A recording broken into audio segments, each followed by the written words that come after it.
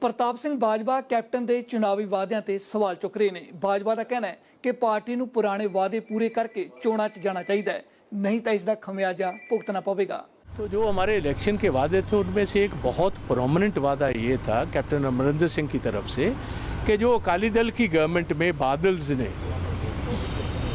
लॉबसाइडेड 3 thermal plants लगवाए थे और उनके साथ ऐसी एग्रीमेंट्स कराई थी जो स्टेट के इंटरेस्ट के खिलाफ बहुत महंगी बिजली ली थी। और आप हैरान होंगे 20 साल में हमें 65,000 करोड़ रुपया उनको देना पड़ेगा। इसके साथ साथ बंद जो थर्मल प्लांट्स हैं उनको भी पैसे देने पड़ेंगे।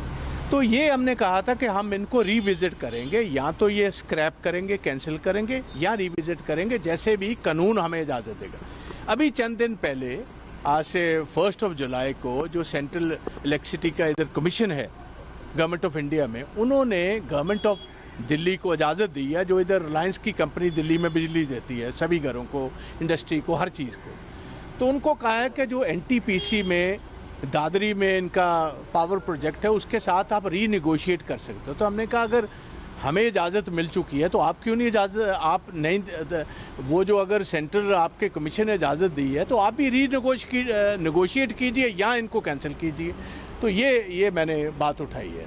लेकिन पार्टी सिद्धू लगातार इस बात को कह रहे हैं कि असेंबली के अंदर कानून लेके इसको स्क्रैप कर दिया जाए, और आज भी लगातार वो अपनी सरकार को कटघरे में खड़ा कर रहे हैं। कैसे देखें? वो तो आप उनसे बात कीजिए, मैंने तो जो अपनी बात रखनी थी आपसे कर। तो दूसरी बात ये भी, कैप्टन अमरिंदर सिंह आज दिल्ली आ रहे हैं, कांग्रेस अध्यक्ष से मुलाकात करेंगे, और बताए जो माहौल इस तरीके का बना हुआ है जहां पर लीडरशिप के सामने नवजोत सिंह सिद्धू आमने सामने दिखाई दे रहे हैं, लगातार सरकार को भी कटघरे पे खड़ा कर रहे हैं, सवाल भी उठा रहे हैं। कैसे देखते हैं घटनाक्रम को? मैं इसके बारे में कोई टिप्पणी नहीं करना चाहूँगा। ये पार्टी हाईकमांड के सारी बात उनके संज्ञान में है, उस पर ये आते 1 हफ्ते में वो कोई ना कोई फैसला बड़ा लेंगे, और मुझे ये नज़र आता है कि फैसले के बाद सारा काम जो है पार्टी का आगे से ठीक ठाक हो जाए। बताया ये भी जा रहा है कि नवजोत सिंह सिद्धू को अध्यक्ष जो है बनाया जा सकता है, और नवजोत सिंह सिद्धू को एक बड़ी जिम्मेदारी दी जाएगी। और उसके बाद कह रहे हैं कि पंजाब कांग्रेस में जो एक इनफाइटिंग दिखाई दे रही है, खराब दिखाई दे रही है, वो पट है। मुझे इसके बारे में कोई इल्म नहीं है। सर आखिरी एक और सवाल आपसे, क्या चाहते हैं आप पंजाब के बड़े लीडर हैं, पूर्व अध्यक्ष हैं आप, क्यों जो है पंजाब के अंदर जो है लीडरशिप कह लीजिए, पार्टी कह लीजिए, एकजुट क्यों नहीं हो पा रही है, और क्या किया जाना चाहिए? क्योंकि ये सीधे तौर पे इससे विपक्ष को भी मौका मिलता है। देखो, सबसे बड़ी बात है कि ये सारे कैप्टन अमरिंदर सिंह के वादे थे। हम तो उसको याद करवा रहे हैं कि जो लोगों के साथ आपने किए हुए वादे हैं उनको निभाओ। नहीं निभाओगे तो आप कैसे लोगों का सामना कैसे करोगे?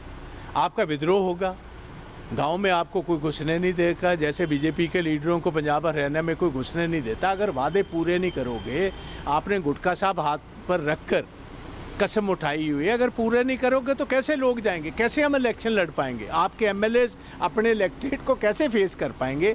तो यही बात हम कह रहे हैं कि कैप्टन साहब वक्त बहुत गुजर चुका है, बहुत सारा पानी जो है ये इसके ब्रिज के नीचे से बैठ चुका है। अब वादे पूरे कीजिए, वादे करने का टाइम है।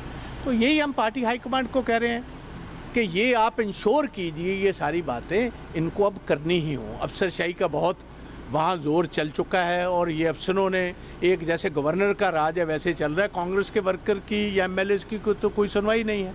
तो इतनी देर तो कैप्टन साहब जो मैं समझता हूँ कि उन्होंने सुनवाई की नहीं, अब थोड़ा सा उठे हैं, देखिए अब क्या करते हैं। गल्लां कई हुंदियां ने, कुछ माहौल बनाउण वालियां, कुछ बिगाड़न वालियां, कदे कदे डराउण धमकाउण वालियां, ते कुछ सच दे लिफाफे च झूठ दी चिट्ठी पहुंचाने वालियां। उनको पता लगना चाहिए कि मेरा नेता कैसा होगा। अजिहियां गल्लां हुण होर नहीं, क्योंकि आ रहा है साफ सिद्धियां ते सच्चियां गल्लां दा पहला शो मुक्ति गल, मेरे यानी जगविंदर पटियाल दे नाल।